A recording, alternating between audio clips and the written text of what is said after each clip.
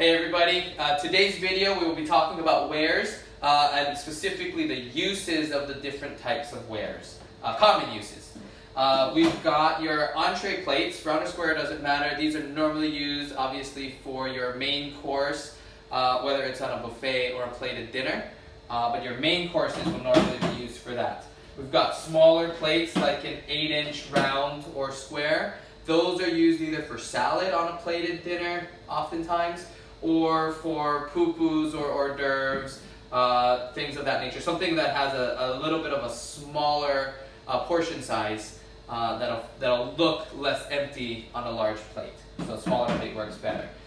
We also have smaller 6-inch plates. Normally those are either for a single bite of an appetizer or a dessert, like a slice of cake or something along those lines.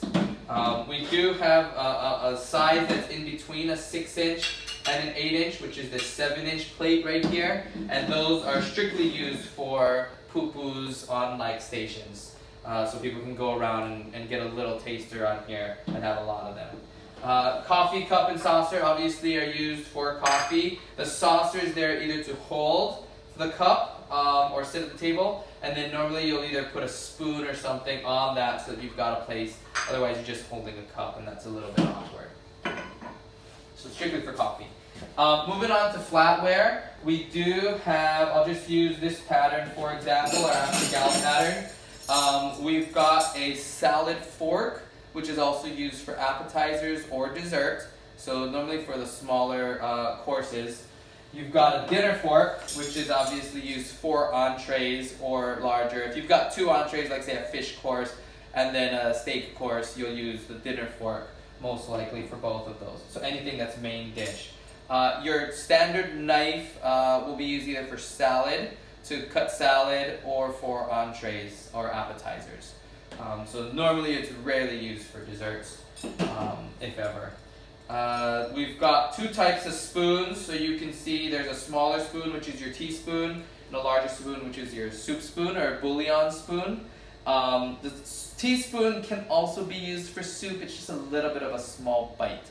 So normally a teaspoon either for coffee, dessert, little tasters, sorbet, things of that nature. Moving on to glassware, you've got your water goblet, water glass, obviously mainly used for water. Some people use it for iced tea as well. You've got your stemmed wine glasses. So the difference being we've got an 8-ounce short stem here, which is mostly used off of the bar. It's easier to carry, lighter weight. People can just handle it a little bit better when they're talking and mingling.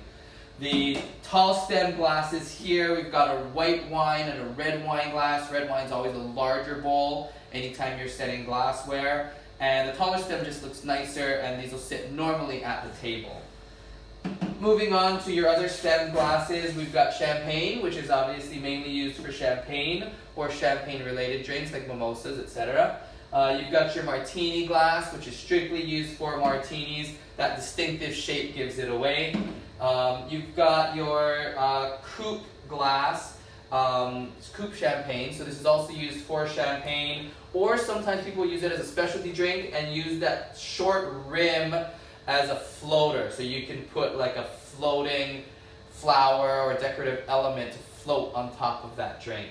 Brandy stiffeners are used mainly for brandy or whiskey, and you'll only fill it very low on the glass so that people can swirl it around before they drink. The Irish coffee mug is used normally for a coffee bar, just a little bit different style than the coffee cup that you see there. This is a little bit more for a station, or even to add Baileys or some other liquor into the coffee.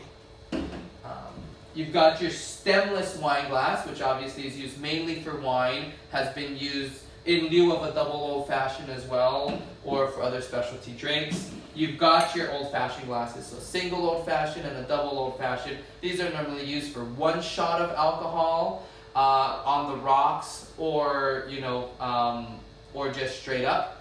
And then this is used for a double shot. People have also used these for Mai Tais. They're also called Mai Tai glasses or double old fashions. So either on the rocks with a double shot, Mai Tai, or water or beer can also be used in this glass. This is your traditional beer Pilsner. It's got that hourglass shape, and this will fit one bottle of beer, generally speaking. This is a 12-ounce Pilsner glass. You've got your two highballs. The highballs often have these bubbles on the bottom just for style purposes. And you'll do these for mixed drinks. So your screwdrivers, your bulldogs, any sort of a mixed drink will go in here with a shot of alcohol, or the 11-ounce, you can put 2 shots of alcohol in there. Finally, you've got your Collins glass. People like to do, obviously, a Tom Collins in something like this, Cosmopolitan. Something that's tall, slender, fills it up. Mojitos are often seen in things like this. You've got a lot of filler, a shot of alcohol, but it just has that height that gives it a little more visual interest. All right, thank you.